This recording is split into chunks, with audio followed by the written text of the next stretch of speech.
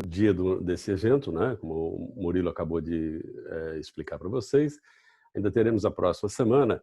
Na próxima semana eu não estarei aí, porque a gente tem uma assembleia do Clube de Engenharia e eu não tenho condição de participar. Mas sejam todos muito bem-vindos. A gente já comentou alguma coisa até no evento do dia anterior, né? Em que uma das coisas um dos frutos que a gente espera aqui, é evidente, o primeiro deles é a disseminação do conhecimento, da técnica e resolução dos problemas mais prementes, mais rotineiros nossos. Mas a gente espera que isso aqui seja o início aí de uma possibilidade da gente alterar um padrão que está sendo utilizado em Londrina, que não é bom, e que esse evento tem exatamente essa finalidade, chamar atenção para os problemas da pavimentação e especificamente para esses problemas também que a gente tem aqui, tá? E ver que soluções a gente poderia ter, técnicas, para que a gente tivesse uma forma melhor de trabalhar com isso aí. Hoje, então, teremos a palestra aí do engenheiro Milton Podolak, que vai falar sobre a legislação. É isso, Murilo? Isso mesmo. Isso aí. Então tá bom. Obrigado, Costa Branco. Então, hoje a gente conta com a palestra do engenheiro Milton Podolak Jr., que é engenheiro civil pela Universidade Estadual de Ponta Grossa, tem especialização em Bridge Engineering pelo Ministério dos Transportes do Japão, especialização em Planejamento e Desenvolvimento Estratégico pela Universidade Estadual do Oeste do Paraná, especialização em Política Pública pela Universidade Estadual do Oeste do Paraná e atua como consultor técnico na Compasa do Brasil, distribuidora de derivados de petróleos, e Paviservice Engenharia e Serviços Limitada. O tema da palestra de hoje é normas e procedimentos para contratação de obras. Então, agora com a palavra o Milton, a gente vai fazer mais ou menos aí uns 40 minutos de apresentação. Enquanto isso, eu peço a todos que pensem nas perguntas, vão anotando as perguntas e vão pedindo aqui no chat a palavra, ou então pode colocar a pergunta aqui que eu leio depois para o nosso palestrante. Então é isso, no final a gente faz essa mesa redonda, que eu acho que é a parte mais rica de todo esse processo, de todo esse ciclo de pavimentação, é a gente ter aqui vários profissionais juntos para discutir o assunto e sentar junto uma hora que seja para discutir esse assunto, tá bom? Então, Milton, com a palavra, toda sua. Me dê licença só um minutinho, por favor, antes de atrapalhar o Milton. Eu vou ter que sair às 20h15, tá? Então, se a gente, por acaso, não tiver terminado até lá, eu já deixo avisado aqui para eu não ter que interromper depois e atrapalhar alguma coisa que esteja rolando na hora, tá? Ok. Muito obrigado. Obrigado, Milton, por favor.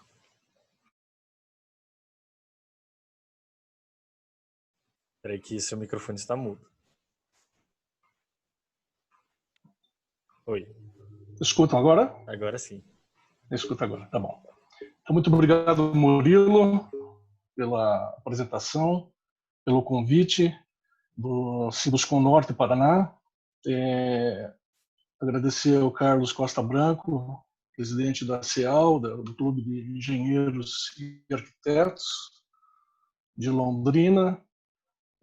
Quero agradecer especialmente também ao nosso colega Michael, que através dele a gente teve contatos profissionais de interesse comum na região de Londrina, e ele indicou então a minha pessoa ao pessoal do Sinduscon, ao pessoal do Clube de Engenheiros, para que a gente pudesse falar alguma coisa sobre legislação. Eu não vou aqui dar uma palestra, eu chamaria que é um bate-papo. Vou passar para vocês a minha experiência de mais de 30 anos como servidor público. Eu fui agente público no Departamento de Estradas e Rodagem por mais de 30 anos. Hoje estou fora do serviço público e atuo com minha empresa, a Granvia Engenharia Limitada, aqui na região de Cascavel, com sede em Cascavel, mas que atua aonde tiver trabalho. e que nós fomos chamados. E faço também uma participação nas empresas citadas, na Compasa do Brasil, que é uma distribuidora e fabricadora de asfalto, de cimento asfáltico de petróleo, e da Pavservice Engenharia, que também presta serviços de pavimentação, conservação de rodovias, Brasil afora. Volto a dizer, não tenho a pretensão de dar uma aula ou de fazer uma apresentação, mas aqui a gente vai passar, então, alguma coisa sobre tudo aquilo que a gente viu nesses mais de 30 anos que nós atuamos como agente público. Então, gostaria que o Murilo, se pudesse, compartilhar a nossa tela. Vou ver se eu consigo... É só você clicar aqui no Share Screen. No Share Screen. Isso. Vai dar certo. Vamos ver se eu tenho intimidade.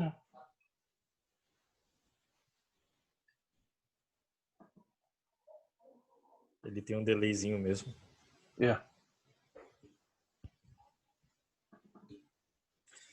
Aí, entrou. Certo.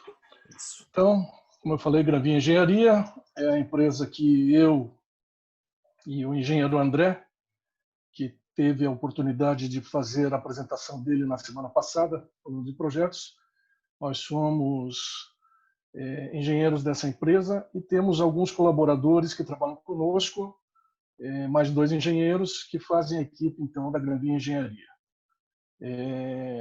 Estamos atuando desde 2016 no ramo de especialização em projetos na área rodoviária. Como o André falou na semana passada, qualquer projeto geométrico, de dimensionamento de pavimento, o que for da área rodoviária que nós tenhamos a oportunidade de trabalhar, nós estaremos trabalhando. Então, essa é a Granvia Engenharia. Vamos falar aqui alguma coisa de normas para a contratação de obras e serviços, especificamente na área de pavimentação. Isso que vai ser apresentado aqui pode também ser utilizado para obras de edificações, por exemplo. Mas não é o nosso foco, então eu preparei aqui alguns slides apresentando só a parte de pavimentação, e que foi o pedido natural do Sinduscom e da CIAL para que a gente fizesse essa integração com informações para a região de Londrina e os outros participantes que estão conosco, que dão a satisfação de estar com a gente.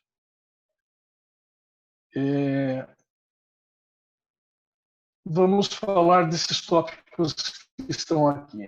Projeto básico, vamos falar bastante de projeto básico, o que é o projeto básico, para que serve o projeto básico, qual é a finalidade de ter um projeto básico, e eu diria que aqui, entre os tópicos que estão listados, é um dos mais importantes que nós temos em questão aqui, listados.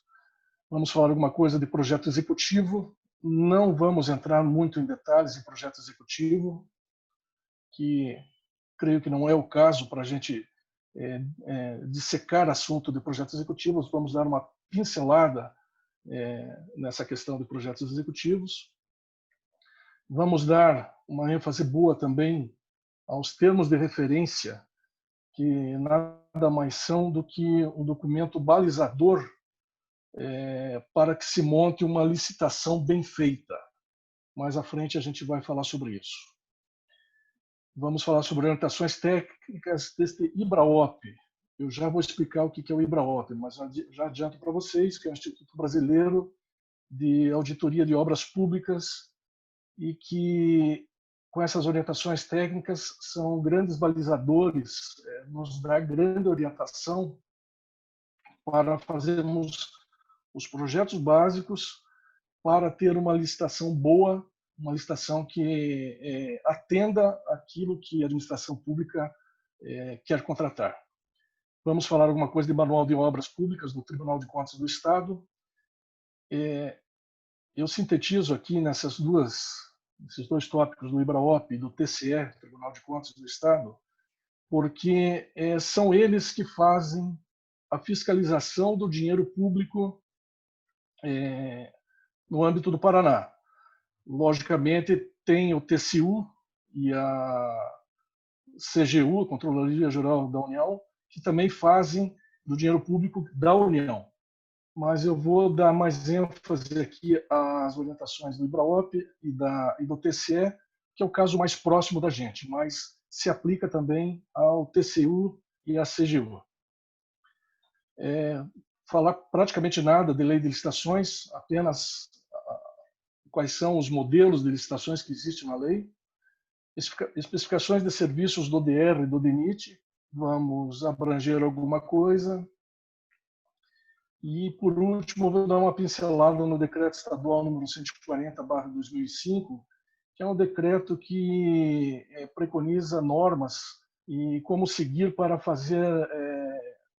atender às legislações do Estado na questão de implantação de acessos e marginais em rodovias do âmbito do Estado do Paraná.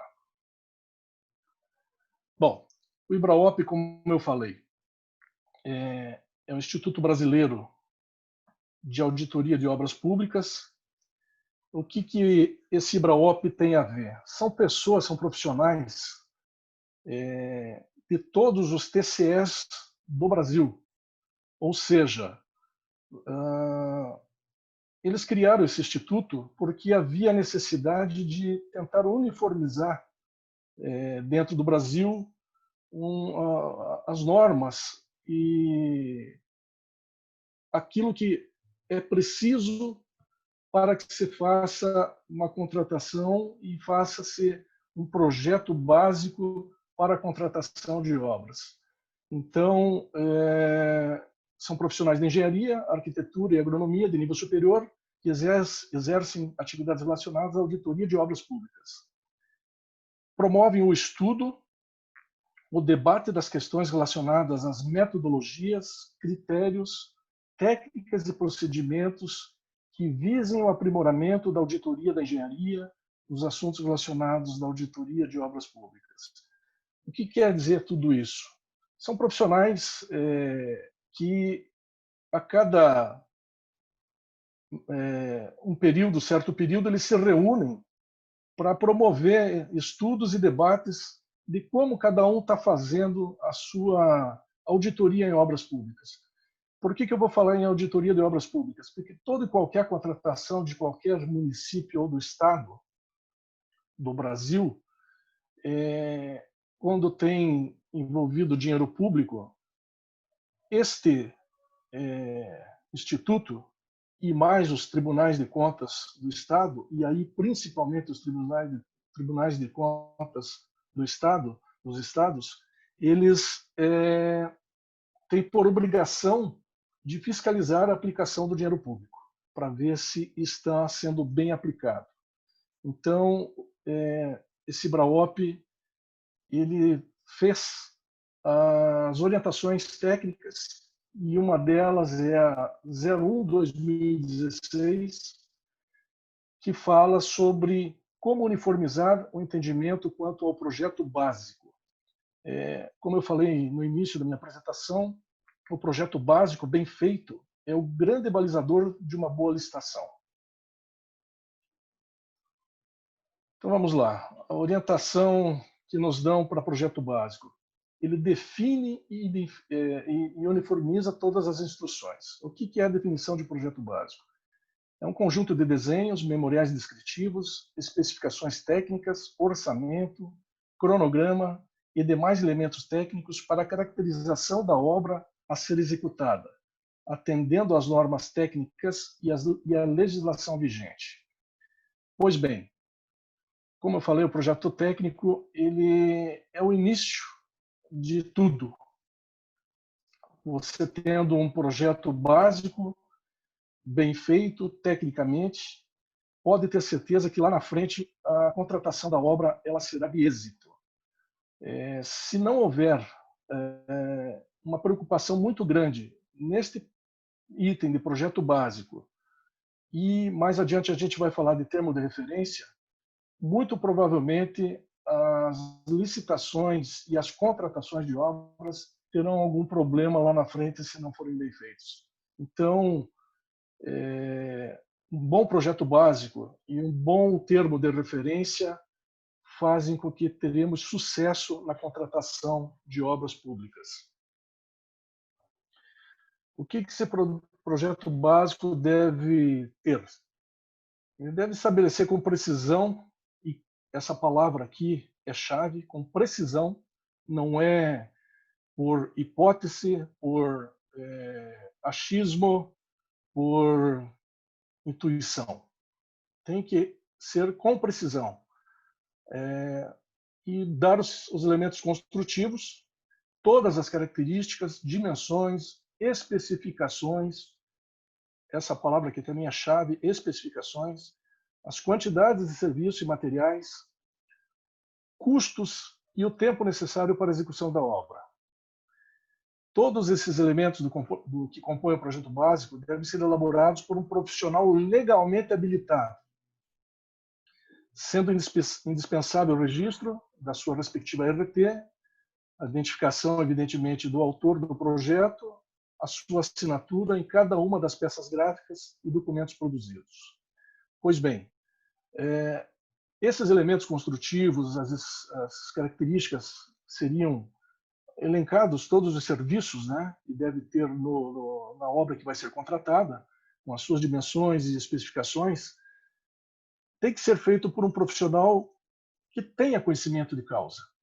Como eu falei lá atrás, pode ser isso aqui também utilizado não só para a pavimentação, mas para edificações. É bem possível que seja feito por um profissional, e normalmente o profissional habilitado para fazer de parte de pavimentação, ele tem que entender do assunto. Não adianta colocar um profissional que não seja conhecedor de normas, de especificações, porque com certeza vai faltar algum elemento. Sempre há aquela dúvida de uma pessoa que vai fazer um projeto: será que eu coloquei tudo que necessita nesse projeto? Então, é indispensável que a pessoa seja habilitado e tenha conhecimento daquilo que ele vai pôr no projeto básico. Aqui daí os conteúdos técnicos, que eu vou dar uma passada rápida, porque isso aí não é novidade para ninguém. Todos vocês que trabalham, são engenheiros, profissionais que trabalham com isso no dia a dia, sabem muito bem o que precisa dentro dos projetos. Mas a gente vai passar aqui falando no desenho, né, que é uma representação gráfica do objeto a ser executado, representando as formas, as dimensões, as especificações definidas em plantas, com cortes, elevações, esquemas e detalhes. É o projeto em si com representação gráfica, ou seja, num desenho. Aqui temos, ele pode estar um pouco pequeno aí, pode ser que não esteja não dê para entender ao pessoal que está acompanhando, mas isso aqui é uma representação gráfica de desenho de um projeto geométrico, no caso aqui, de uma interseção em que tem uma passagem em desnível aqui. Então, esse é um desenho que compõe um projeto gráfico. Naturalmente, existem os detalhamentos desses desenhos. Eu não coloquei nada aqui de detalhamento, daqui a pouco nós vamos passar num desenho mais à frente que vai ter alguma coisa de detalhamento. Eis aqui esse desenho. Isso aqui é a representação em planta, naturalmente. Aqui os elementos de seções, né, da parte de drenagem.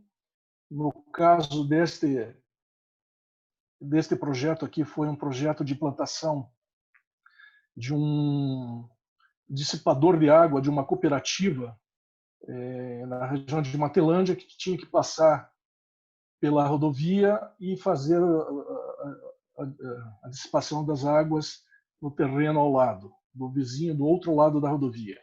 Então, foi um túnel line que foi construído nesta obra aqui, por cravação, sem a destruição do pavimento.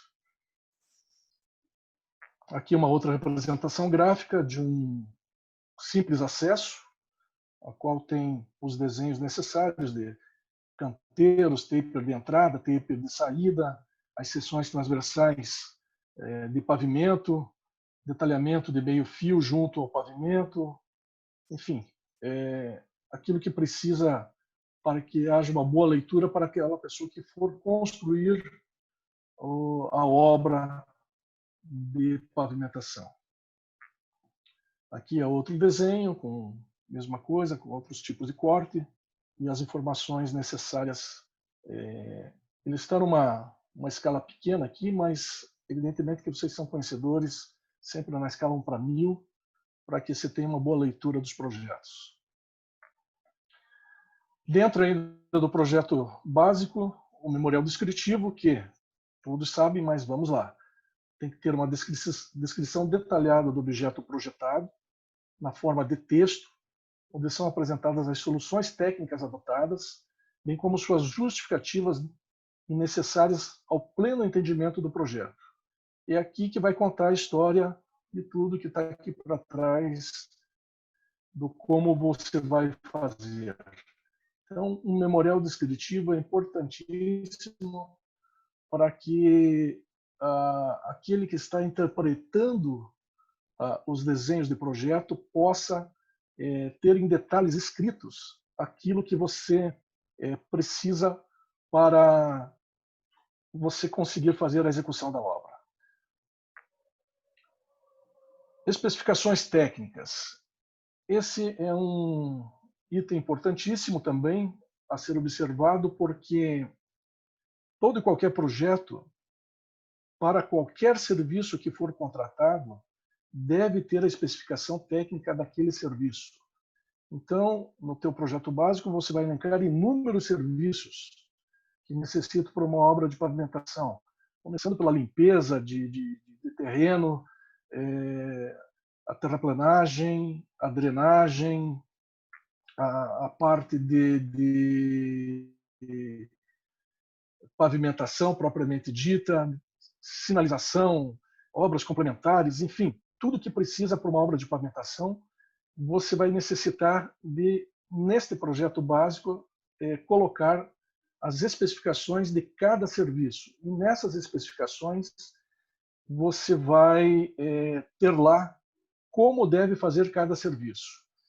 Eu não coloquei nenhuma especificação aqui, mas coloquei o site do DER Paraná, que tem as especificações de serviços. Se vocês entrarem lá neste site, vão ver que tem uma listagem muito grande de serviços para pavimentação. Então, como eu disse, essas especificações são o beabá, são o básico do básico para que você possa fazer uma boa obra. Atendendo à especificação, eu tenho certeza que a aceitação do serviço ela será feita pelo contratante. Então, um elemento importantíssimo aqui para que a gente sempre faça com que as especificações fiquem bem claras dentro do projeto básico daquilo que você está contratando e daquilo que o executor vai fazer. Naturalmente, o orçamento, que vai ter lá o custo total da obra com os preços dos seus insumos de mercado e as quantidades de materiais. Eu pus aqui essa nota porque sempre é bom e está sendo exigido em muitas licitações que o contratado apresente a composição de custos unitários, que ele apresente na documentação como que ele compôs os custos dos serviços unitários, daqueles serviços que está sendo colocado no projeto. Então, isso aqui também é um elemento importante para que as pessoas que estão contratando a obra tenham a ciência daquilo que foi feito de composição, o que ele pôs de equipamento, o que ele pôs de material, o que ele pôs de mão de obra, né? Impostos, encargos. A gente vai ver isso aqui mais para frente um pouquinho, que tem ali tudo que precisa numa composição de custos.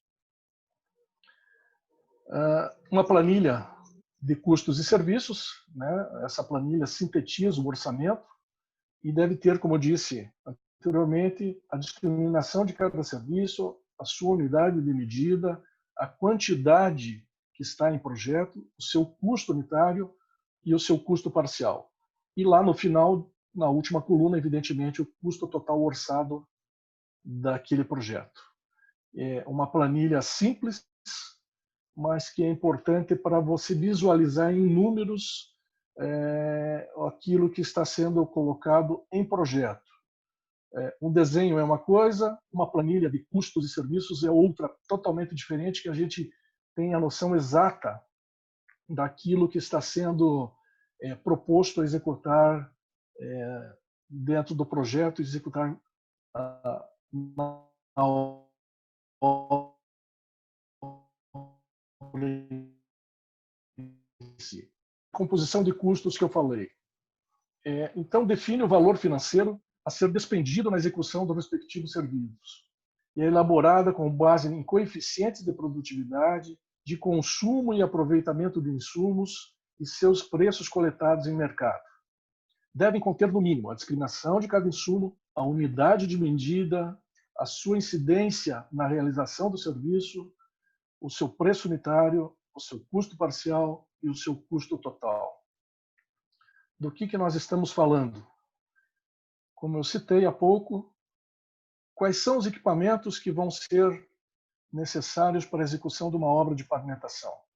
Então, vai colocar lá fresadora, vai colocar retroescavadeira, vai colocar vibroacabadora, vai colocar espargidor, vai colocar motornivelador, eventualmente, rolo compactador, que tipo de rolo, se é rolo de pneus, se é rolo tandem. Então, coloca-se todos os equipamentos a serem utilizados para aquele serviço de pavimentação. Mão de obra, mesma coisa. Todos os elementos que vão trabalhar naquela obra, ou seja, engenheiro, encarregado de obra, encarregado de sinalização, serventes, mestre de obras, toda e qualquer mão de obra ser elencado na composição de custo unitário do serviço. A produção da equipe, esse aqui também é um fator importantíssimo, porque muitas vezes quer se economizar talvez alguma coisa em mão de obra e a produção da equipe tem que ser muito maior daí. Em muitos casos a gente vê em composições de custos de empresas de que eles jogam o fator de produtividade da produção de equipe muito alto e nem sempre é alcançado esse fator de produtividade. Consequentemente, a obra naquele serviço pode ter algum atraso, pode ter alguma deficiência por falta ou de mão de obra, dimensionou mal a equipe, ou aumentou muito o fator de produtividade. Desses elementos sai o custo de execução, com equipamentos, mão de obra e produção da equipe. Depois agregamos à nossa composição de custos os materiais, o custo unitário sem transporte desses materiais. Depois colocamos o transporte dos materiais, e aqui eu faço uma observação de que toda e qualquer distância de transporte para qualquer tipo de material é importante ser colocada com exatidão. Ou seja, da onde está vindo aquele insumo, da onde está vindo aquele material, da onde está sendo feita a escavação de terraplanagem, que tenha as distâncias de transporte, e com essas distâncias de transporte você vai naturalmente fazer a sua composição deste item aqui de serviço. A composição de transporte também existe nas tabelas do DR Paraná, para obras de pavimentação, terraplanagem, as distâncias já pré-determinadas e os seus custos. Então, é um bom balizador para que para você precisar fazer uma composição de custos, você entre nessas tabelas, ele dá lá as distâncias de transporte de 0 a 200 custa tanto, de 200 a 400 e vai subindo até 3.000, 10.000 mil metros. Então, uma informação importantíssima é o transporte. O custo unitário total direto dos serviços, o BDI, que depois você vai ter que também apresentar a equação do BDI, como você formou o seu BDI, e no final dá o custo unitário total do serviço que você está propondo no seu projeto. Uma representação gráfica com um cronograma de desenvolvimento dos serviços, né, ao longo do tempo. Isso é óbvio que tem que ter. É outro balizador importante, porque dependendo quando você coloca uma obra com muito tempo, pode ser que o custo fixo dessa obra fique muito alto. Então,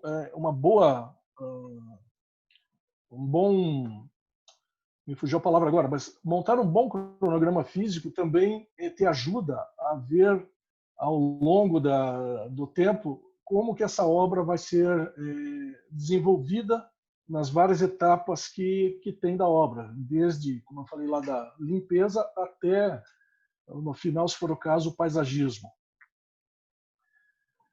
Do IBRAOP, eles elencaram aqui o que é extremamente necessário para uma pavimentação urbana e para uma pavimentação rodoviária.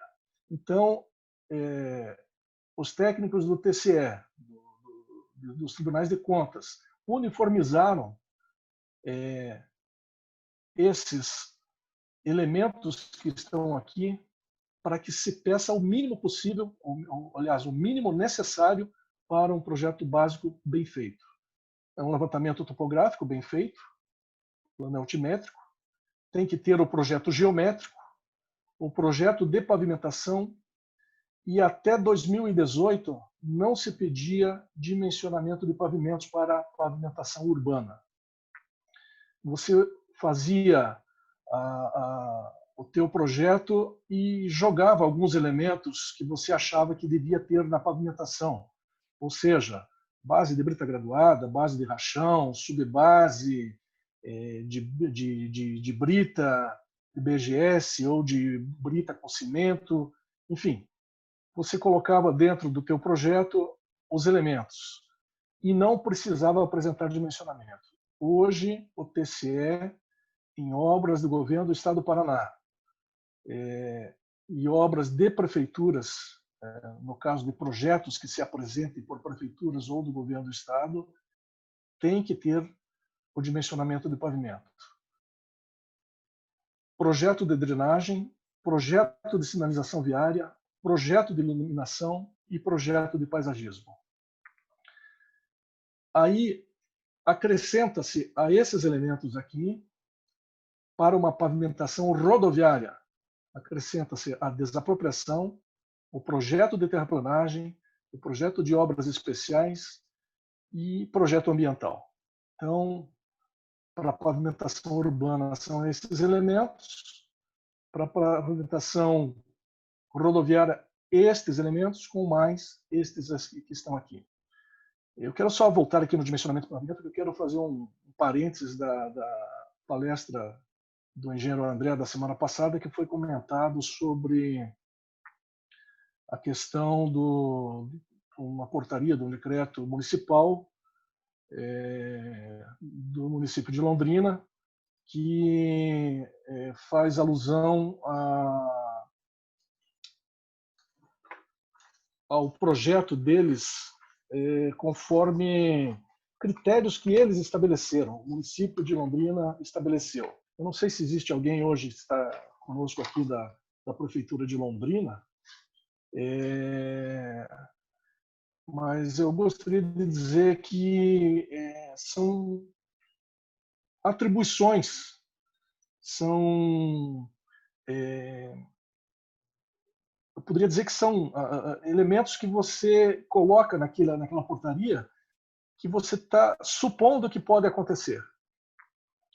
E um dimensionamento de pavimento, não. Você vai ter que ter todos os elementos necessários, desde, se for o caso, sondagem, é o caso, muito para início do seu dimensionamento. Você tem que ter os ensaios de CBR, de sedimentação, para ver os elementos necessários para compor uma base de pavimento e com que tráfego está passando naquela rua, naquela avenida, para que se dimensione, então, quais são as espessuras que você vai precisar sem que você faça um superdimensionamento ou um subdimensionamento do pavimento. Então, eu só quis fazer esse comentário porque eu li o decreto, ele é até inteligente, eu acho que ele é até bem inteligente, mas que eu não sei como é que o município de Londrina está passando isso para o Tribunal de Contas, e o Tribunal de Contas, eu não sei como ele vê isso, da forma como eles estão dimensionando, porque é só por atribuições de tráfego eventual, tráfego leve, tráfego médio, tráfego pesado 1 e 2 e tráfego muito pesado. Então, isso aqui é um questionamento que deve ser feito às autoridades, né, de como proceder no caso específico do município de Londrina. Posso dizer que nossa empresa, nós temos feito vários projetos de dimensionamento de pavimento, os projetos básicos, e a gente atende todos os elementos, aquilo que precisa para fazer um bom dimensionamento do pavimento.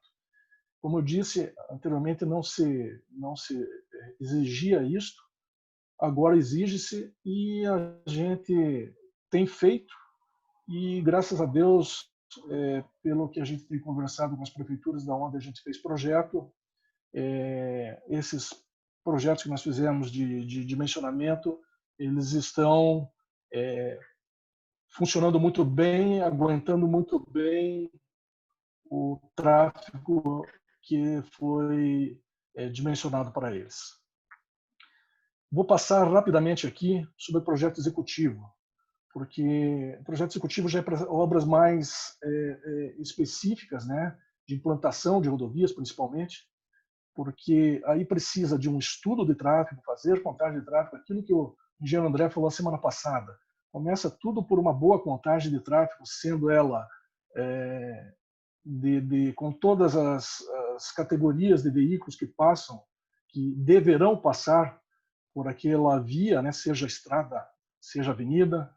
E eu digo avenida também porque temos um bom exemplo de um projeto que nós fizemos para a URBS de Curitiba, o qual a URBS tinha feito um estudo, ainda na época lá para a Copa do Mundo, de uma trincheira na região do Parolim, e que essa trincheira seria indutor de tráfego para uma rua, aliás, uma avenida que seria aberta, ligando dois bairros.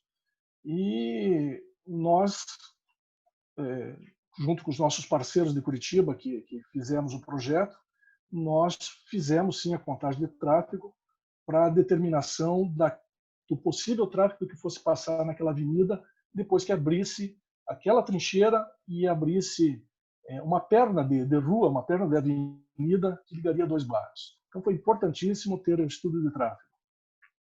Estudos hidrológicos, aqui vamos ter daí o dimensionamento de bacias, de contribuição de bacias para a contribuição de águas, os estudos topográficos, estudos geotécnicos, estudos geológicos. Teríamos que fazer o projeto geométrico, com certeza, projeto de terraplanagem bem feito, com as distâncias de transporte, e aqui eu digo daí também materiais de primeira, segunda e terceira categorias, né? Tem que ser muito bem colocados, com muita clareza essas quantidades aqui, para não haver surpresa, porque tem que ter no estudo geotécnico as sondagens necessárias para que daí, na terraplanagem, tenha as quantidades necessárias para que se faça a obra. nesta hora aqui não pode ter surpresa. Às vezes acontece, você chega para executar a obra, a sondagem não detectou talvez algum solo mole, alguma coisa mais abaixo, e às vezes, muitas das vezes acontece de ter que tirar esse solo mole e fazer um colchão drenante, enfim, um reforço para que a terraplanagem chegue na altura de projeto. Um bom projeto de drenagem, que é em função também dos estudos hidrológicos feitos para a bacia de contribuição. Aqui, as drenagens elas devem estar atendendo também sempre às especificações de materiais. Às vezes, pode ser que na drenagem você constate que tenha que ser feito uma galeria, e aí vai para uma drenagem mais pesada. Pode ser que tenha uma obra de arte especial, que seja uma ponte. Enfim, o estudo hidrológico vai determinar, evidentemente, junto com os estudos topográficos, geotécnicos e geológicos, qual é a drenagem e qual é a necessidade de galerias, bueiros, pontes e afins. Componente ambiental, sempre importantíssimo, numa obra de pavimentação. Hoje em dia, o setor que a gente chama dos verdinhos, né? A gente brinca com os verdinhos, mas tem uma seriedade muito grande em um projeto de componente ambiental bem feito, pode ter dos órgãos ambientais, e aí compromete desapropriação.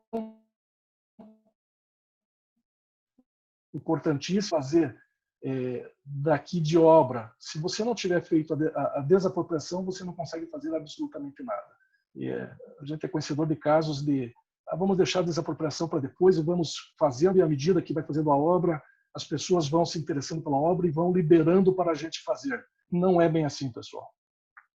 Muitos dos casos, principalmente hoje em dia, as pessoas elas têm lá as suas propriedades, às vezes são pequenas propriedades, com muito custo, tem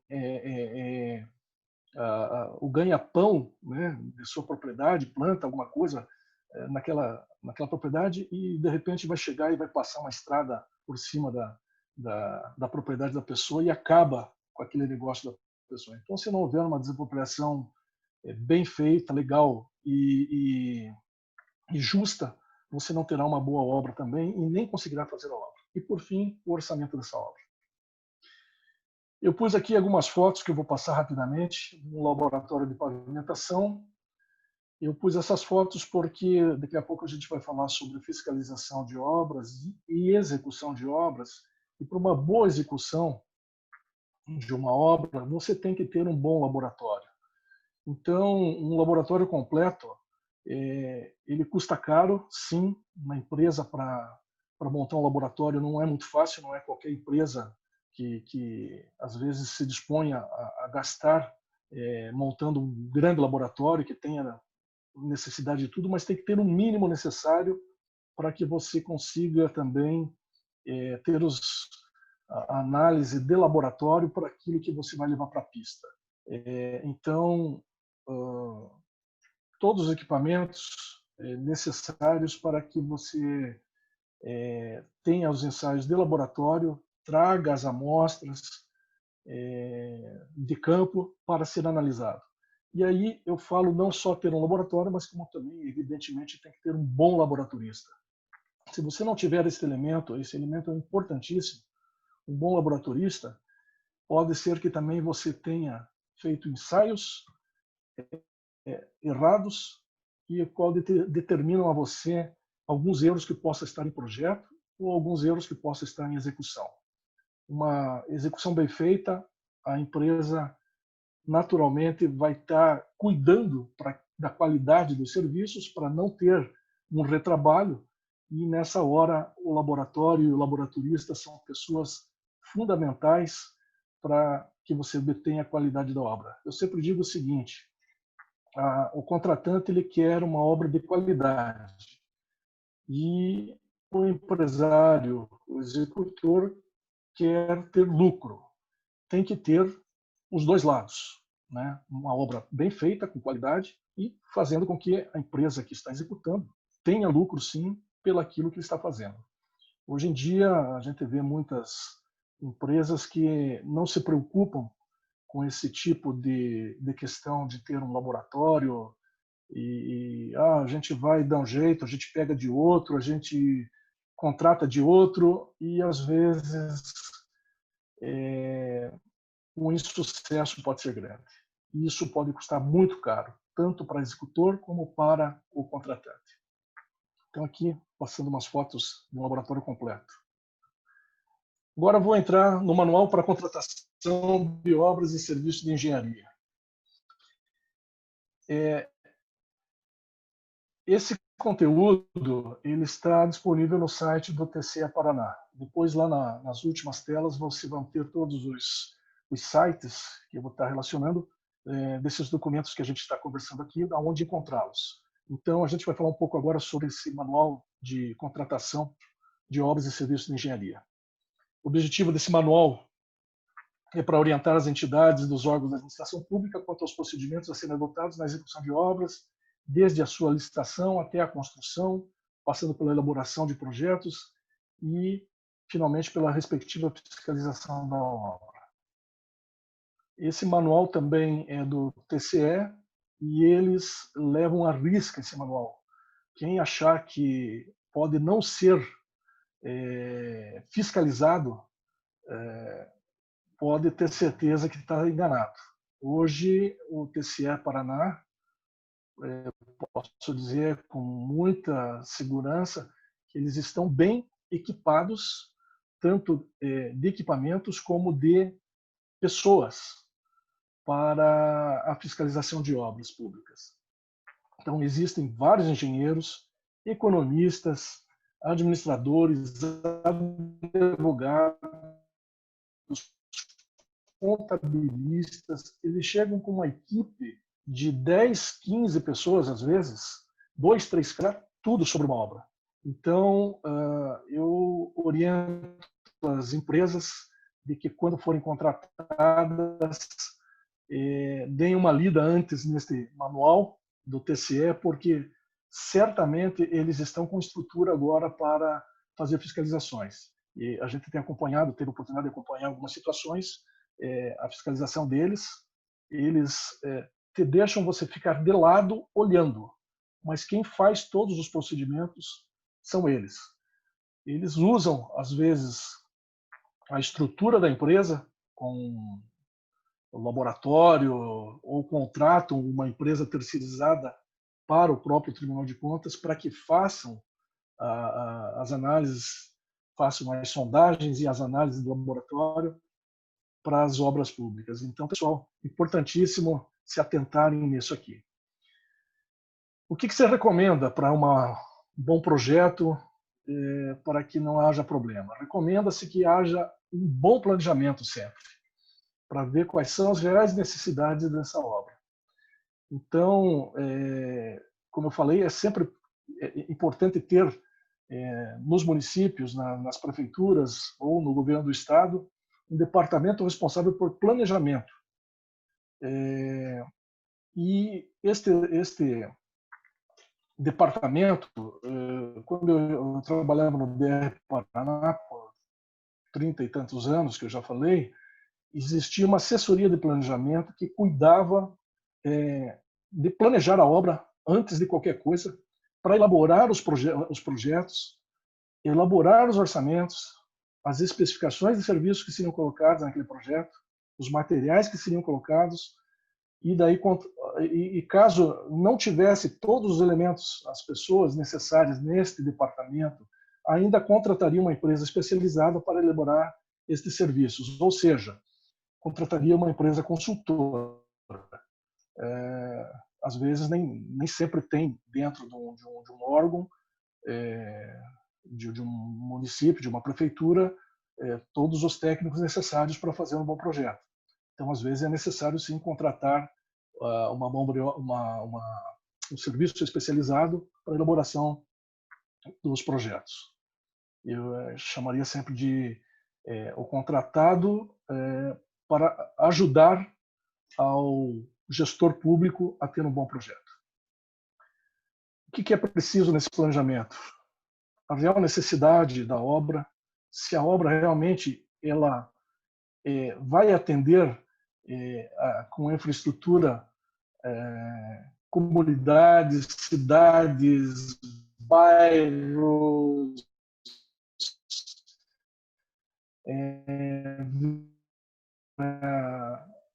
implantação desta obra. Então, no planejamento tem que ter os recursos orçamentários. Tem que ver na lei, os governos, os municípios têm e votam nas suas câmaras municipais ou nas suas assembleias legislativas a lei de diretrizes orçamentárias e as LOAs, que são as leis orçamentárias anuais. Qualquer obra que você queira fazer o ano que vem, por exemplo, teria que estar na lei orçamentária, que seria votada sempre um ano antes. Então, neste ano de 2020, eu tenho que ter votado e estar contemplado os recursos orçamentários na lei orçamentária do Estado ou do município, a obra que será executada no ano seguinte, ou seja, 2021. Os estudos iniciais, às vezes, necessita de um estudo de viabilidade técnica, e muitas das obras complexas precisam desse VTA. Os órgãos ambientais exigem, evidentemente, a confecção dos estudos técnicos de viabilidade técnica, né? E eles dissecam esses estudos aqui. E este estudo não é um estudo fácil de ser feito. Também tem que ser pessoas especializadas que tratem de meio ambiente, tratem de fauna, flora, florestas, tudo que for da parte ambiental. Para obras mais simples, a licença ambiental, né, sempre precisa, às vezes de impacto ambiental, as licenças prévias de instalação e de operações. Isso também, hoje, não se aprova nenhum projeto se não estiver passado por o licenciamento ambiental. Então, muitas obras, muitos projetos, aliás, em que a gente faz, há uma comunicação muito grande entre DR, Paraná, a própria SEDUR, Secretaria de Desenvolvimento Urbano, com o IAP, para ver se existe compatibilidade das informações do projeto com a possível licença ambiental. Quando eu falo também compatibilização de projetos, aqui eu falo no projeto básico, todos aqueles outros projetos que nós falamos lá atrás. Sempre tem que estar compatibilizados a parte de drenagem, a parte de limpeza da obra, a parte de terraplanagem da obra, a parte de pavimentação, a parte de sinalização. Às vezes você faz um projeto básico focando muito só no dimensionamento de pavimento e esquece de compatibilizar a parte de drenagem, por exemplo. Isso é um pecado, porque com certeza é a drenagem que vai garantir que a água que está caindo sobre aquele pavimento ela tenha a sua condução, seu destino correto e que não venha comprometer o pavimento. A gente sempre diz a história de que a água é o inimigo do engenheiro, né, para obras, e isso é uma verdade. Se você não tiver uma condução perfeita das águas, se aquilo estiver sobre o pavimento, pode ter certeza que a tua vida útil do pavimento ela estará comprometida. E essa compatibilização então da drenagem é importantíssima. No projeto executivo, exatamente a mesma coisa. Aqui eu botei alguns slides de um planejamento que eu participei há algum tempo atrás. Isso aqui eu posso dizer que é bem antigo, é um planejamento de 2008, 2009, em que fizemos, junto com a equipe nossa do DR de Cascavel, na época, com o setor de projetos do DR de Cascavel, um planejamento para a implantação do famoso trevo Cataratas, que é na entrada da cidade de Cascavel. Aqui, na entrada de Cascavel, hoje é um trevo com uma rótula, a qual existem vários semáforos no entorno que disciplinam o tráfego. Antigamente, antes de não ter os semáforos, cada um fazia o que queria dentro deste trevo aqui. Hoje existe uma disciplina por causa dos semáforos, mas todo mundo sabe que semáforo não é o ideal, principalmente no entroncamento, onde passam em torno de 30 mil veículos dia. É um entroncamento da BR-277 que chega de Curitiba e chega de Foz do Iguaçu. A BR-369 que chega do norte do Paraná, de Londrina, Maringá, passando por Campo Mourão, Corbélia. A BR-467 que vem de Toledo, que liga todo o oeste e liga também o Mato Grosso do Sul, pela BR-467. E a Avenida Brasil, que é a principal avenida da cidade de Cascavel, que não precisa dizer mais nada. É a principal, todo mundo que quer entrar na cidade praticamente só entra pela Avenida Brasil. Então fizemos esse estudo, à época, com viadutos, as alças necessárias, e foram estudados aqui para 3 níveis de viadutos, né, 3 níveis, um nível, terceiro nível, o outro viaduto. Evidente que isso aqui seria uma obra muito cara. Nós, à época, eu estou falando de 2008, 2009, orçamos para esse estudo em torno de 200 milhões de reais, à época, sem a desapropriação. A desapropriação daria mais uns 40 milhões de reais. Então, à época, ficou muito caro e, evidentemente, que ele não foi para frente porque não havia dinheiro.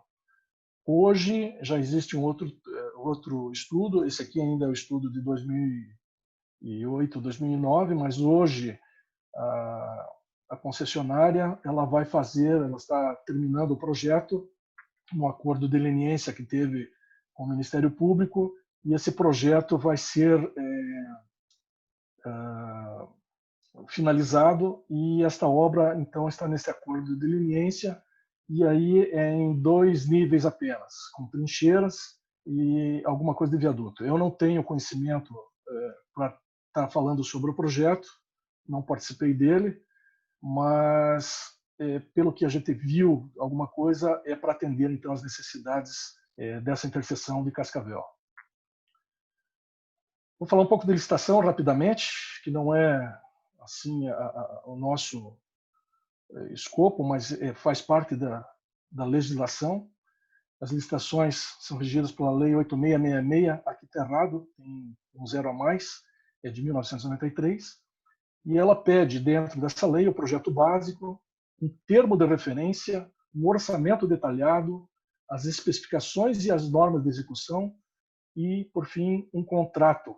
Tudo isso são anexos que precisa de um edital de licitação. Então, esse edital é um documento que contém as determinações e posturas específicas para o procedimento licitatório. E esses são os anexos que são fundamentais e precisa ter dentro de uma licitação.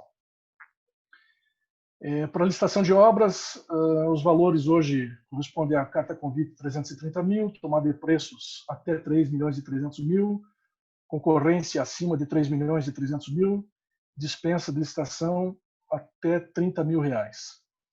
Os tipos de qualificação são de menor preço, melhor técnica e preço. Para serviços, o convite é 176 mil, então se for contratar um serviço de engenharia, qualquer serviço pode ser contratado até 176 mil por carta convite.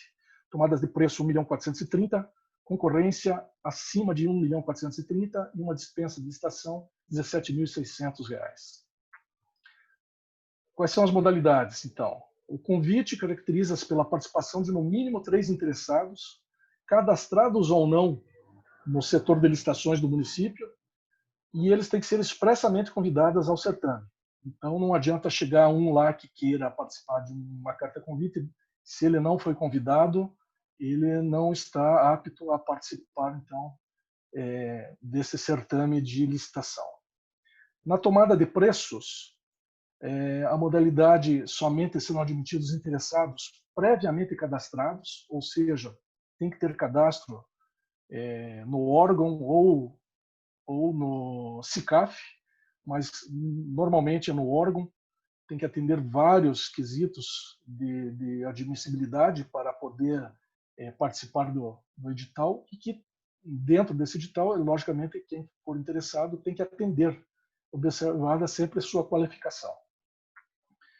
A concorrência é outra modalidade de licitação, que os interessados, cadastrados ou não, que comprovem sempre com os requisitos mínimos de qualificação exigidos no edital. Então, aqui a empresa ela pode chegar e participar de uma concorrência, mas ela tem que estar, com certeza, com toda a qualificação necessária, comprovada, para que ela consiga participar deste edital de concorrência. A dispensa de licitação aplica-se para casos especiais na compra de materiais, aquisição e contratação de bens e serviços, indispensável atendendo sempre a situação de emergência, sem desrespeitar os princípios de moralidade e isonomia. Às vezes precisa-se de alguma emergência, eu já vou falar de inexigibilidade, mas algum serviço pequeno, né? Vocês viram ali os limites para a dispensa de licitação, são pequenos os limites. Acontece uma emergência de algum projeto que precisa ser feito, de algum ajuste de projeto, você pode, desde que você consiga justificar a necessidade e sem desrespeitar os princípios de moralidade e de isonomia, você consegue contratar, então, por dispensa de licitação. Inexigibilidade é um procedimento por meio da qual a administração pública seleciona a proposta mais vantajosa ao interesse público. Ocorre quando um dos concorrentes tem características e habilidades que o tornam exclusivo e único e automaticamente inibe os demais candidatos. Isso está acontecendo agora, todos têm acompanhado pela imprensa, a questão das inexigibilidades para o combate ao Covid-19. Eu não queria entrar nesse assunto, mas vou passar rapidamente dizendo que muita gente, muito gestor público se aproveita, se prevalece de fazer, desculpe a palavra, sacanagem com dinheiro público para contratar, às vezes, amigos, contratar empresas que não têm mínima condição para que se faça um serviço que seja de interesse público, mas que seja rápido. E a inexigibilidade não é para isso que está acontecendo em alguns casos que a gente tem acompanhado pelo Brasil afora. Então, aqui diz, com exemplo, que o fornecedor de determinado material e de serviços tem que ser técnicos e profissionais especializados para que atenda isso aqui. Então, tem que ter uma comprovação muito forte para que você tenha a tranquilidade de contratar aquilo que você precisa dentro do interesse público, mas que não haja nenhuma, volto a dizer a palavra, sacanagem. Me desculpe usar essa palavra, mas às vezes a gente assiste cada coisa que a gente não acredita. Ainda nas últimas fases de licitação, depois de feita a licitação e ter um ganhador, você faz a contratação dos serviços. Aqui teria que ter uma ordem de serviço no meio aqui, para início dos serviços, faz a fiscalização com equipes apropriadas, e daí eu volto lá onde eu falei de ter laboratório, laboratorista, pessoas capacitadas para que façam a fiscalização das obras, que façam medições, né, as medições dos serviços contratados, e, por fim, que se tenha uma conclusão com um termo de recebimento, pode ser provisório ou definitivo. Aqui eu estou ilustrando uma obra que quando eu estava em outra empresa, posso falar aqui, a Greca Asfaltos, eu trabalhei lá por 2 anos praticamente, dei assessoramento para eles também. Eles compraram e montaram essa van.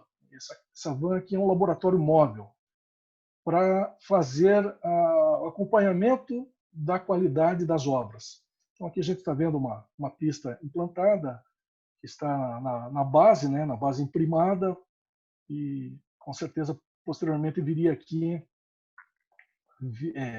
o pavimento. Então essa van é uma unidade técnica de apoio ao cliente, né? Ela foi montada um mini laboratório dentro dessa van. Foi gasto lá R$170 mil no veículo e mais um investimento de R$100 e poucos mil com equipamentos, né? Então aqui as estruturas que tem dentro daquela van necessárias para você fazer o acompanhamento de qualidade da obra. Então tem lá armários com gavetas que guardam todos os equipamentos necessários, um cooktop a gás com sistema de exaustão, bomba de água, reservatório de água, banho termostatizado para controle de temperaturas e ensaios, geradores, estufa, agitador de peneira, um mini refrigerador, uma sonda rotativa para você fazer sondagem e, logicamente, os itens de segurança como extintor, cones, sinalizadores, etc. Esse equipamento foi fundamental para a gente ter qualidade, acompanhamento de qualidade de obra na execução. E tanto que, posteriormente, o próprio Tribunal de Contas gostou tanto desta van que eles estão, ou já montaram, tenho a impressão, um equipamento igual, ou até talvez com mais capacidade de equipamentos para fiscalizar obras nos municípios e no estado. E aqui são os ensaios que são realizados naquele laboratório móvel ali.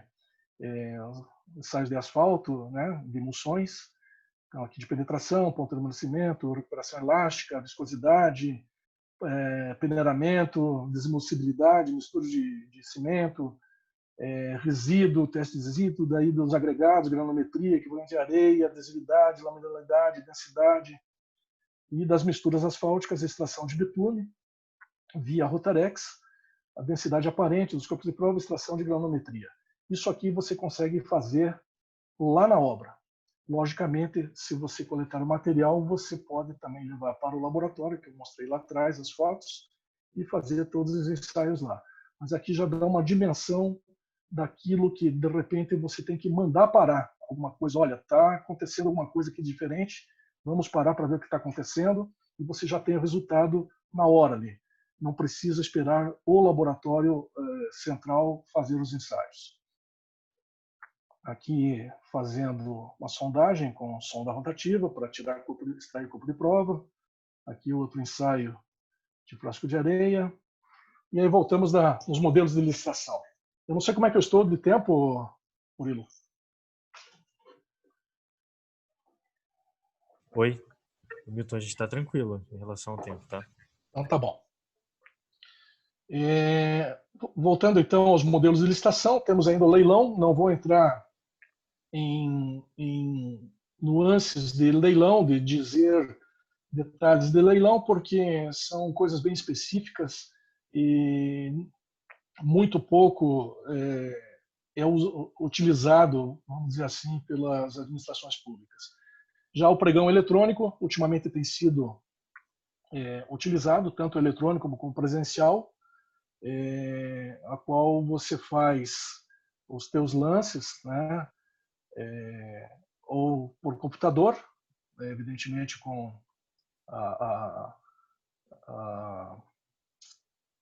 o controle daquele que está do pregoeiro, né? Sempre o pregoeiro tem o controle, e o pregão presencial que você faz presencialmente, então, as tuas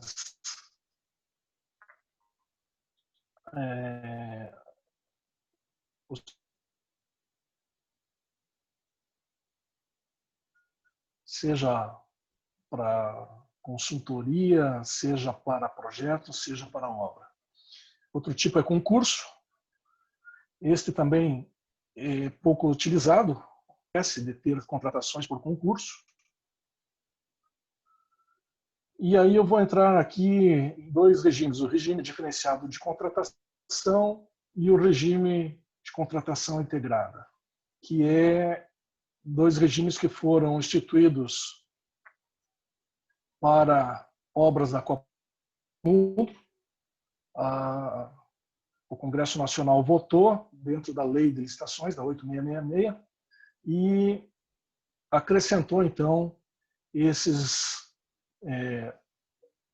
modalidades de contratação por regime diferenciado de contratação ou regime de contratação integrada. E, por último, tem ainda também o procedimentos de manifestação de interesse. Já vamos ver todos. No RDC, regime diferenciado, a lei, então, foi de 2011, visando, como eu falei, obras da Copa do Mundo. Só que depois houve uma complementação e que o próprio Congresso Nacional aprovou para que fosse utilizado em casos específicos esse tipo de contratação. Quais são as vantagens desse regime diferenciado de contratação? A agilidade, a eficiência do certame, né? Agilidade para contratação, a eficiência de quem está sendo contratado, vai ser avaliado essa eficiência, e aqui o sigilo do orçamento estimado para a obra.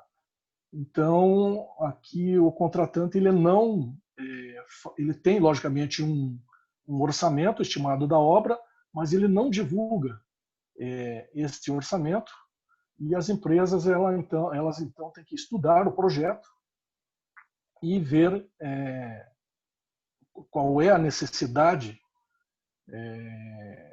do contratante para que ele faça o seu orçamento. E aqui é um sistema de que a empresa que for contratada, ela já faz tanto a obra como o projeto em si, ela vai levando os dois juntos. Vocês vão dizer, mas e como é que vão fazer um orçamento? Logicamente que as empresas que têm grande conhecimento vai fazer um estudo muito grande do escopo que está sendo pedido pelo contratante, para que faça dentro desse estudo um orçamento que chegue muito próximo àquilo que foi estimado pelo contratante. Também pode ser que este orçamento esteja muito abaixo. Às vezes acontece, e aí quem ganha é naturalmente o contratante. Mas quem faz este orçamento dentro de um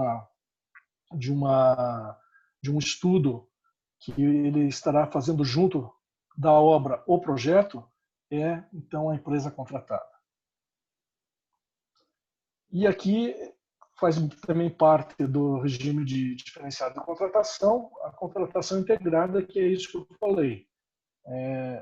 A empresa realiza todas as etapas do projeto até a execução da obra. Então, ela começa do zero com o projeto e faz concomitante à execução da obra. E vai apresentando por etapas aquilo que está sendo proposto, né? Logicamente que quem é fiscalizador vai acompanhar as etapas e não as particularidades de cada serviço. E aí, como que se paga isso? A remuneração sempre é variável, ou seja, é pré-determinada e vinculada ao desempenho da própria contratada, com base em metas, padrões de qualidades, critérios de sustentabilidade ambiental, prazo de entregas definidos e aquilo que foi definido dentro do instrumento convocatório para que a empresa participasse de uma RDC ou uma RCI. Então, vamos dizer que a empresa foi contratada para uma certa obra e aqui ela vai começar pela terraplanagem, ela vai receber a terraplanagem, mas não vai ser medido as quantidades daquilo que está sendo feito de terraplanagem. Depois, a parte de fundações, ela vai executar as fundações com o projeto, evidentemente, já estudado, né? Fazendo o projeto junto. E então vão sendo pagos por etapas. E, logicamente, aí tem que ser acompanhado pela qualidade também, que é a própria empresa que está fazendo a obra. Aqui eu tenho algumas fotos de um exemplo de uma obra que foi contratada nesse sistema, no regime diferenciado de contratação e regime de contratação integrada, que é a segunda ponte do Brasil-Paraguai, que está sendo construída em Foz do Iguaçu, Cidade do Leste. Esta obra a empresa está executando e, como eu disse, está fazendo concomitante o projeto da obra. Logicamente que existia um projeto do DENIT, foi o balizador para que fosse feita a contratação, o instrumento convocatório das empresas, né? E aquelas que apresentaram as suas qualificações necessárias, a escolhida foi a que naturalmente atendeu que o governo, no caso aqui a Itaipu, que é a grande financiadora da obra, determinou. Então está sendo feita essa segunda ponte do Brasil-Paraguai pelo regime de diferenciado de contratação, regime de contratação integrada. Vou exemplificar, aqui já estão executando os pilares, né? Um de cada lado, aqui do lado brasileiro. E então o que foi feito? Foi feito por etapas, foi feita uma escavação.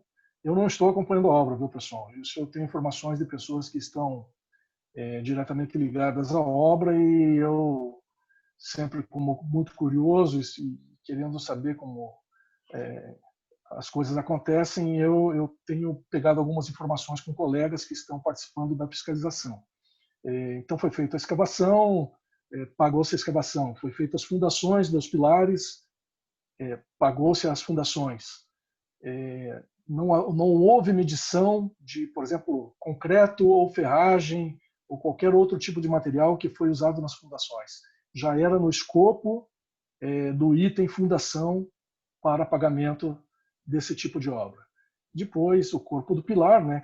Um já está na altura aqui, o outro está subindo. Pelas informações que eu tenho, esses pilares aqui vão ter em torno de 60 metros, 62 metros. É uma obra fabulosa que está sendo executada aqui no Paraná, né? E com muito orgulho que isso aí está sendo feito pelo governo, porque realmente a Ponte da Amizade, em situações normais, ela não aguenta mais o tráfego de veículos, de pessoas e mais o tráfego de caminhões. Caminhões, por exemplo, só trafegam à noite, só trafegam em horários especiais, e então há necessidade realmente dessa segunda ponte. E foi contratado dessa maneira e está sendo, pelo que a gente tem visto, eficiente as etapas que está sendo executado e, logicamente, com qualidade. Aqui uma panorâmica dessa obra. O lado paraguaio está tendo problemas ainda,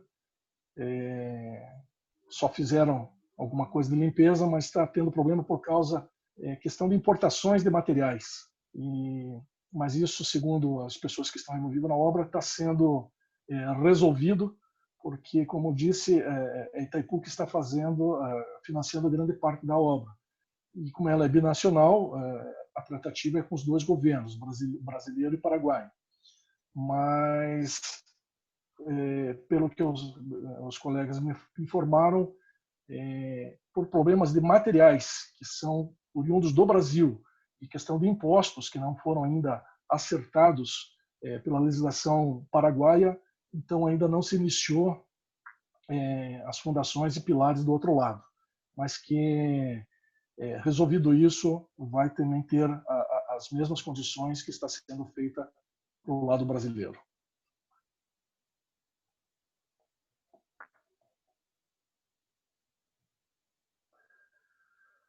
Outra modalidade que a gente vai tratar, que essa aqui muito rápido também, é a PMI, que é o procedimento de manifestação de interesse, que é um instrumento de caráter processual, do qual pessoas ou empresas privadas submetem ao conhecimento da administração pública, desde os estudos preliminares até os projetos de interesse público que sejam contratáveis.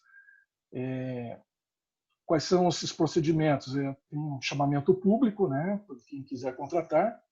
Há um cadastramento que tem que ter um preenchimento de requisitos mínimos para você ter participar de manifestação de interesse, e posteriormente você entrega a documentação e são feitas as avaliações dessas documentações, das contribuições. Eu já participei de uma manifestação de interesse como pessoa física, numa contratação em que o BID fez, o Banco Interamericano de Desenvolvimento, uma obra de financiamento que o BID financiava para a remodelação de algumas avenidas da cidade de Cascavel. E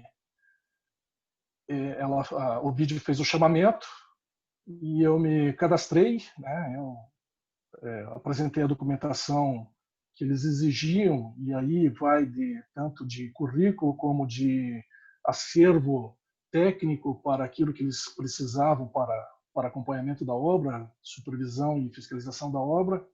E, enfim, eu, com os documentos e o acervo que eu tinha, eu preenchi todos os requisitos e fui contratado, então, para acompanhar a obra. Fui contratado, logicamente, foi feita avaliação entre vários candidatos e foram dadas notas a qual eles chegaram aquela que eles queriam, a pessoa que eles queriam para o serviço que eles queriam. Termo de referência. Esse é outro instrumento que tem no edital de licitações. E esse tanto como o projeto básico como o termo de referência, são instrumentos fundamentais para se ter uma boa contratação, um bom edital de licitação para contratação. Então, o que é um termo de referência? É um documento de guia que orienta a empresa contratada numa licitação. Este documento condensa as principais informações que precedem o edital de licitação. Seus dados servem de espelho para a elaboração do edital. Ele determina o sucesso ou o insucesso da contratação, e esse termo de referência caracteriza o objeto a ser contratado. Ou seja, assim como todos os elementos que nós vimos lá atrás do projeto básico, o termo de referência é outro balizador para montar o edital de licitação. Então, isso aqui também é montado por pessoas capacitadas, habilitadas, que tenham conhecimento de causa daquilo que quer, do objeto que quer ser contratado, né? Ser licitado e depois contratado. E um bom termo de referência, podem ter certeza que ajuda muito daí para que as comissões de licitações, caso haja alguma dúvida, façam consultas, né, para ver se a empresa que está participando do certame ela atenda todos esses quesitos que se exigem num termo de referência e um projeto básico mal elaborado.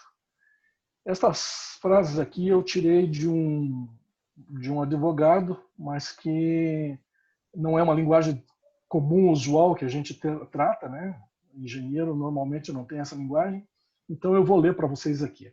O plano de trabalho é um documento emitido pela empresa contratada, compatível com o projeto básico, com o termo de referência e com o cronograma de desembolso contido no edital, que informa a localização, onde as atividades serão desenvolvidas, por mês considerado, além de conter um memorial descritivo das atividades e dos serviços a serem realizados, o cronograma de execução e os principais profissionais e equipamentos envolvidos nos serviços.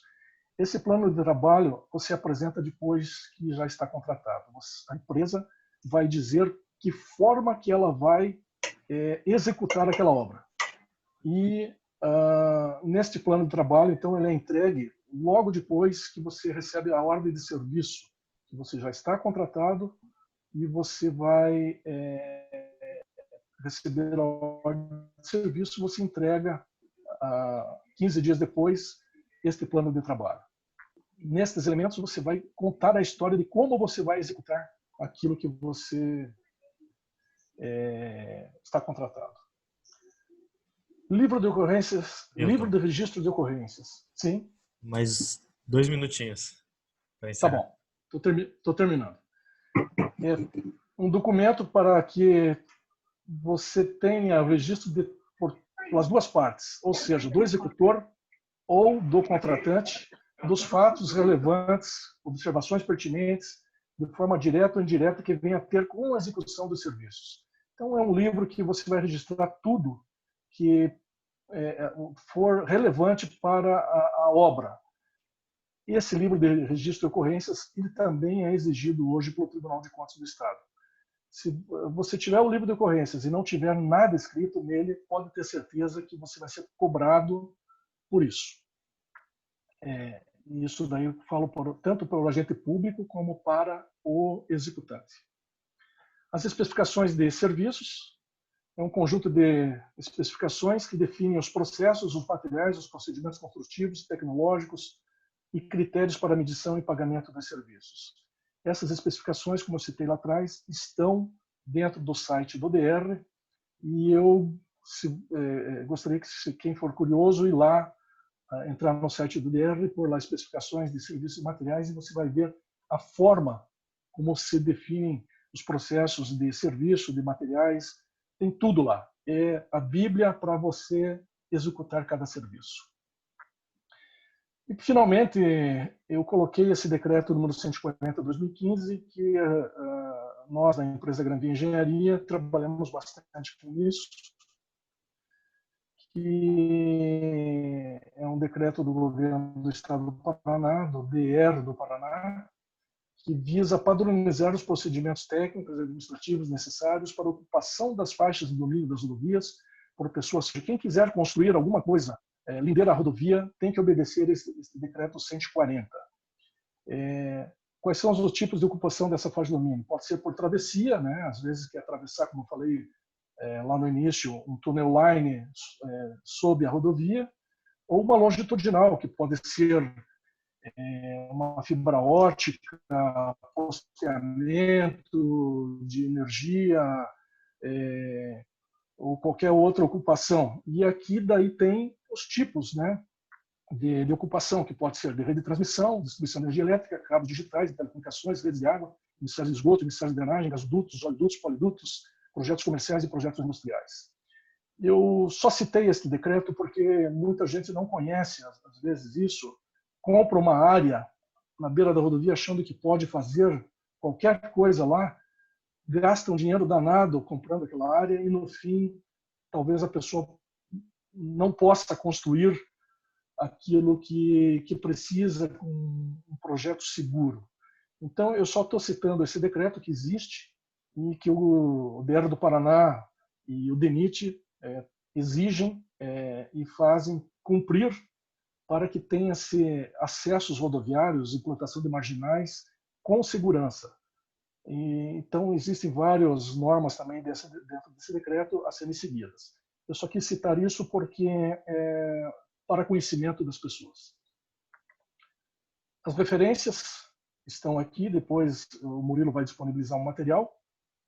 E estão todos aqui os sites onde encontrar aquilo que eu apresentei.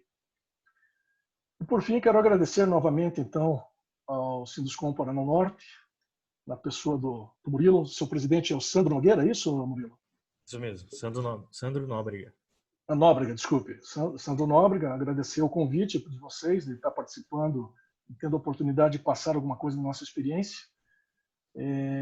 A CEAL, né, o Clube dos Engenheiros, na pessoa do Carlos, que não sei se está conosco ainda, mas que com certeza é um grande incentivador para que os técnicos, os engenheiros, os profissionais da área de engenharia que se interessa de fazer as coisas corretas, que se interessa de fazer aquilo que é necessário para que se atenda obras, tanto o Sinduscom como o Clube de Engenheiros, eu tenho certeza que eles estão sempre atentos a isso. Estou deixando aqui meus contatos, né? Tanto da Granvia Engenharia como particular, e quero finalizar dizendo só que a oportunidade de estar passando isso para vocês, para mim é valiosa, porque, como eu disse, eu hoje estou trabalhando do outro lado do balcão. Eu trabalhei por 38 anos para o governo do estado, fui de laboratorista, passando por engenheiro auxiliar, engenheiro supervisor de obras, fiscal de obras, superintendente regional, e cheguei à direção geral do órgão. Então, eu falo mais por experiência do que por qualquer outra conhecimento assim mais técnico, talvez aprofundado. Então, eu quero mais uma vez agradecer a oportunidade de poder estar participando com vocês. E me coloco à disposição agora para, se houver algum questionamento, se eu puder responder, se eu não puder, eu vou anotar, e com certeza depois passarei daí para as pessoas que precisarem. Bom, deixa eu aproveitar já, Milton, agradecer a sua disponibilidade aí e a sua atenção, o seu cuidado, o tempo todo que você dedicou a isso, trazendo aí a tua experiência de muito tempo para conviver com todo mundo, enfim, para interagir com todo mundo, tá? Como eu disse, eu não vou conseguir ficar ao final, mas ainda fico um pouquinho. Eu já deixo aqui adiantado, para não atrapalhar mais, a minha despedida daqui a uns 10, 15 minutos, mas reitero o agradecimento a você e que o Clube de Engenharia está sempre disposto também a ações como essa aí e outras ligadas à parte técnica da engenharia como um todo, tá? Muito obrigado e sinta-se em casa. Obrigado. Muito obrigado, Milton. Obrigado, Costa Branco. Quem quiser fazer a sua pergunta, é só desmutar o microfone e abrir aí. A gente abre agora para essa conversa, esse bate-papo. O que eu acho interessante, eu posso até começar falando aqui, que eu tive uma ideia durante essa apresentação, e viu, Costa Branco, deixa eu aproveitar você aqui e falar que todo esse conhecimento que foi passado nesses slides aqui, eu achei bem interessante, porque dá para traçar como se fosse uma trilha, né, em que você vai desse portal onde está essa informação, esse decreto, depois você passa aqui, você tem as etapas de projeto, checklist. Não sei se isso existe, eu pergunto aqui para o Milton se existe alguma coisa assim, alguma ferramenta, porque eu sei que o conhecimento que é preciso ter para trabalhar nessa área de pavimentação, você vê, é muito grande, é muito vasto, são vários detalhes para se fazer em projeto e depois durante a obra.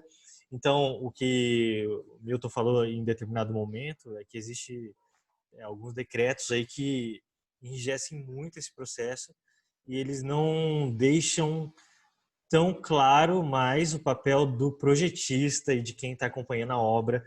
Então, tira esse poder técnico das pessoas que estão ali e passam a ter algum negócio mais enrijecido. Talvez se a gente criar uma trilha dessa, em que a gente consiga traçar um caminho da qualidade, vamos dizer assim, para uma obra de pavimentação, a gente consegue ajudar nesse processo.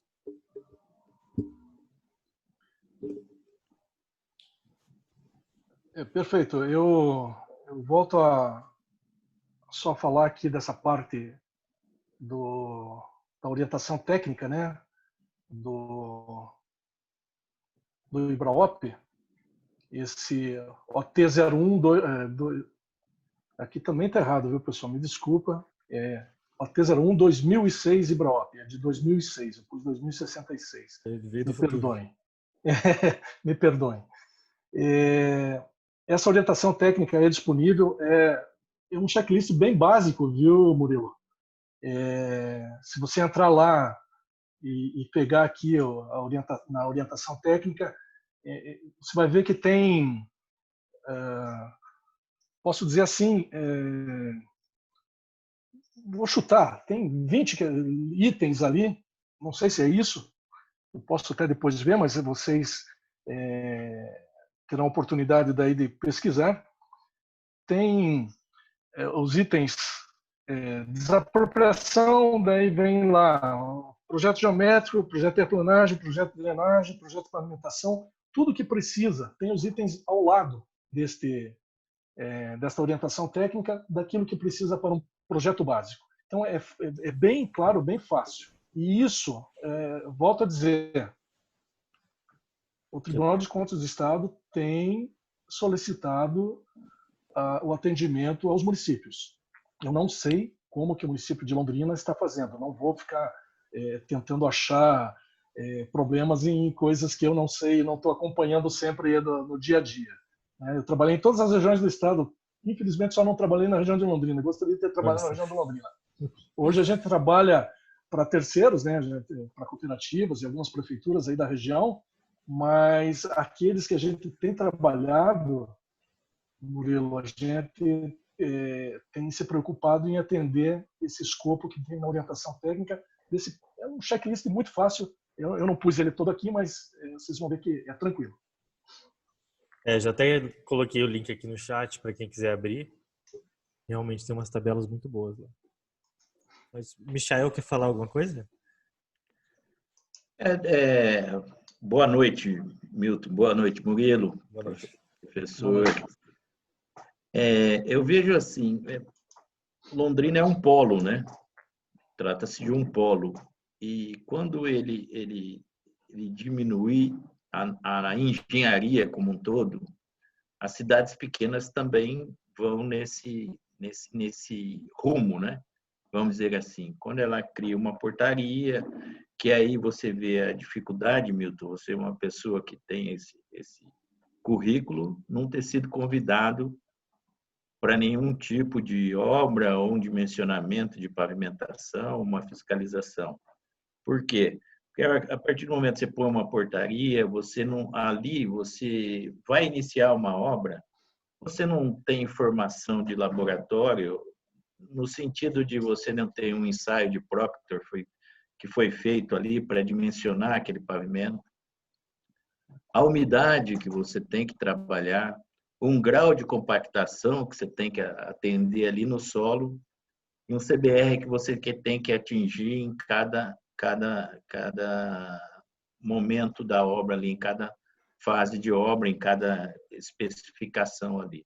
Então, eu acho que é genérico e acaba prejudicando a engenharia como um todo. E como Londrina é um polo, isso se irradia aí por alguns municípios aí que estão em volta, que pegam Londrina como uma situação definida e dali fazem, não vou dizer o termo copia, mas se baseiam naquilo. E hoje, uma informação, hoje você vai, por exemplo, Florestópolis, você anda 80 quilômetros, sei, um pouco menos. O solo é completamente diferente. Você tem dentro da cidade de Florestópolis um solo argiloso e um solo arenoso. Então, essa especificação que Londrina passa, e muitas vezes dentro da própria cidade você tem alteração de solo. Então, esse dimensionamento, quando a gente fala na portaria, no dimensionamento, é exatamente isso, botar os engenheiros para trabalhar, botar o pessoal que entende dimensionamento para trabalhar, botar os laboratoristas junto com a obra, né? Antes de você fazer o dimensionamento e durante a obra, para a gente ter uma efetiva, você sabe, fazer uma compactação com uma umidade acima. Da umidade ótima, aquela que foi encontrada no laboratório, você nunca vai ter um grau de compactação igual, né? Aquele necessário para projeto, que é ali onde se balizou o engenheiro que está fazendo o dimensionamento. Esse é a questão que eu sempre coloco. E outra, na verdade, não é pergunta, que foi um desabafo, né? Pequeno desabafo. A outra questão é a seguinte, quando você coloca ali, que aí já é uma pergunta, meu, coloca ali o SINAP ou o DR como composição de custos, muitas das prefeituras aí, de órgãos públicos, o que eles consideram? Vão trazer aquela composição de custo da estrada para a cidade. E a produtividade, assim, ela é metade a menos, né? Porque numa estrada você não tem esquinas, você não tem passagens, né? Então, numa estrada você tem frentes maiores de trabalho. Então, uma produção de terraplenagem é muito maior. Quando você pega o preço unitário lá daquela composição que o DR tem e joga para a cidade, você fala assim, eu fiz esses dias, 2.000 se eu não me engano, 2.200 metros de terraplenagem por dia numa rua. Uma obra de 13.000 metros de pavimentação, de terraplenagem ia ser em 8 dias, 9 dias. Então, assim, foi que eu questionei, né? Falei, de onde você pegou isso? Então, às vezes, isso aí é falta de conhecimento técnico. Perfeito. Às vezes é muito fácil, né? Você pegar Sinap, Cicro, DR, Tenit, enfim, o que for, para fazer uma composição de custos. Por quê? Porque está pronto ali, né, a composição. Então, eu sempre digo, e acho que já até conversei com desse assunto com você em alguma outra oportunidade, de que novos serviços devem ser sempre acrescentados às tabelas de composição de custos dos órgãos. Isso é um trabalho, não é muito fácil de ser feito, porque você tem que ter um convencimento das pessoas que trabalham com isso, né? No caso, sempre tem um gerenciamento de orçamentos dentro dos órgãos, né? Mas é perfeitamente possível você compor novos serviços, seja para a rua, seja com novos materiais, seja com uma produtividade menor, com certeza. Dentro de cidade é muito diferente do que de uma rodovia, mas eu diria o seguinte, tem que ser trabalhado nos contratantes, e aí esses contratantes, volto a dizer, fica muito fácil pegar uma tabela já pronta, né, uma composição já pronta. Exato. Mas no próprio DR Paraná, se você tiver argumentos, apresentar os argumentos, mostrar tecnicamente que é possível, o DR do Paraná faz a composição de custos. Existem técnicos dentro do DR, eu posso falar do DR porque não posso falar dos outros, porque não participo lá com eles, né? Mas apresentando todos os argumentos, as produtividades, um trabalho técnico científico, há possibilidade, sim, de colocar novos serviços com novas composições. Obrigado. E eu já achei interessante, por exemplo, a gente talvez fazer um dia 4 de ciclo de apresentações só falando de ensaios de pavimentação. Os ensaios que são necessários de campo, talvez como ler esses resultados, o que levar em consideração em cada um deles. O engenheiro Michel, é Michel mesmo que fala, tá certo o seu nome? Exato, Michael. Michel vai estar com a gente na quarta-feira que vem falando sobre métodos alternativos de pavimentação. Eu acho que a gente também vai conseguir ver um pouco dessa questão.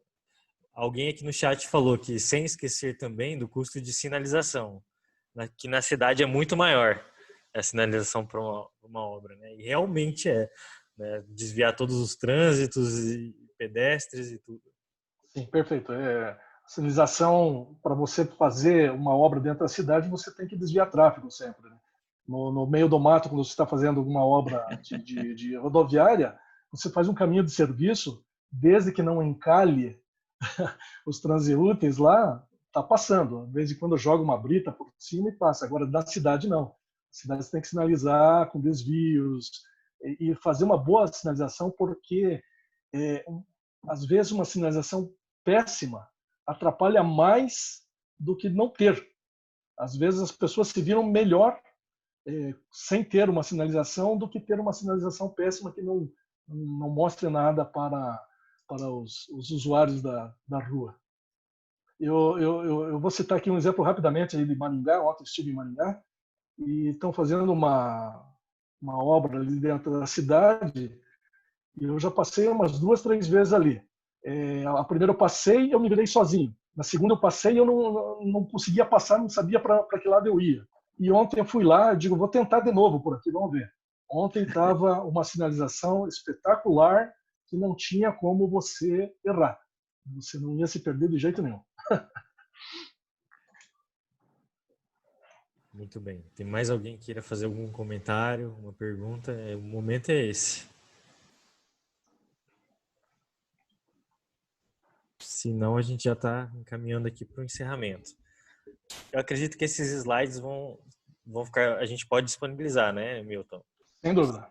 Então esses slides vão junto com o link para fazer o download da gravação desse evento aqui, tá? Então todo esse evento aqui foi gravado, vocês vão poder assistir o vídeo depois com calma e tirar um print da tela aqui que vocês quiserem. Vou fazer uma última pergunta para o Milton. O que prejudica, vamos dizer, uma portaria, não vamos falar de Londrina, porque fica uma falta de dimensionamento de um projeto desse, de trazer recursos para o município. O que prejudica, com certeza, veja, eu vejo que se você fizer um projeto básico bem feito, você vai ter os elementos necessários com tudo o que precisa, dimensionado, com quantidades, tal, um orçamento preciso. Às vezes, se você não tiver esse projeto feito no detalhe, você está superdimensionando, talvez. O custo estimado daí vai ser um outro custo que talvez você não consiga arrumar o recurso necessário por estar superestimado. Eu diria o seguinte, Michael, se você tiver sempre com as quantidades e os serviços que você precisa, um bom projeto, o teu orçamento ele vai ser muito próximo da realidade, né? Não há assim perigo de, vamos dizer, qualquer município que seja, de apresentar esse projeto e de ter um não, eu não vou fazer isso aqui, porque agora, se você tiver com ele superdimensionado e pessoas que analisem esse projeto e vejam que está superdimensionado, porque tem gente que analisa isso com certeza, as planilhas, pode ser que não vou te dar esse dinheiro porque vai lá e arruma, se vira, arruma isso aqui porque isso aqui está errado. Você não vai ter o dinheiro para isso. Assim como também subdimensionado é o mesmo problema. Às vezes um mau projeto, né? Você deixa de pôr itens e quantidades, né, na planilha, vai lá buscar o recurso, te dão o recurso e depois vem aquela velha história do termo aditivo, né? Para poder terminar a obra. Então, respondendo, é perigoso. Eu não sinto segurança de que alguém vá debaixo do braço com um projeto mal feito e, de repente, possa levar um não por análise de planilha mostrar que ou está superdimensionado ou está subdimensionado. Obrigado. Muito bem. Bom, então, eu gostaria de agradecer a presença de todo mundo que ficou aqui com a gente até agora. Agradecer ao Milton achei fantástica a apresentação, bem completa mesmo. E agradecer também a presença do Michael, que vai estar com a gente semana que vem, para finalizar o terceiro dia do ciclo de palestras de pavimentação. Então, é isso, gente. Aguardem, vocês vão receber o link por e-mail do vídeo e também da apresentação que eu vou colocar lá. E é isso. Muito obrigado a todos. Obrigado. Obrigado.